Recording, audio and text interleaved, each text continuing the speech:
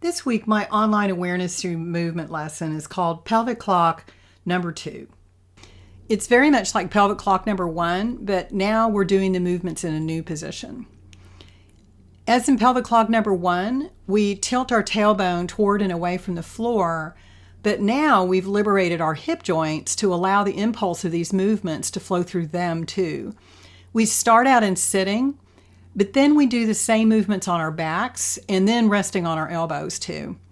Each position offers a new perspective of how the initial movement of tilting the pelvis moves through our skeleton.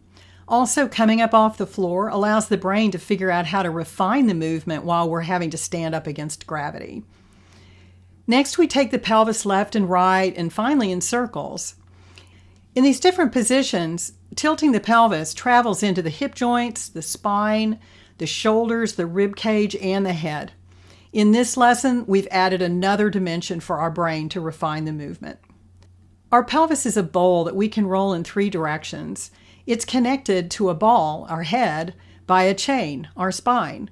When the pelvis doesn't move well, it affects the movement of the entire body.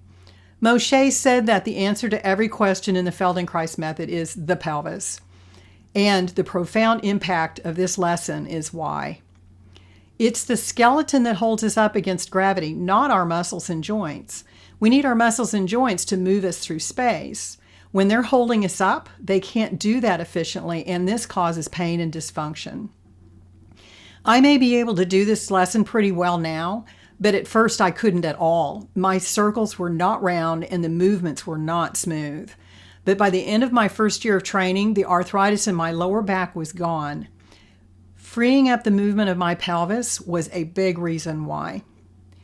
This is one of the first lessons I give to any client who walks in my door because it's so foundational for improving all movement, whether the problem is in the shoulders, feet, the knees, the jaw, the neck, or even breathing, headaches, anxiety, depression.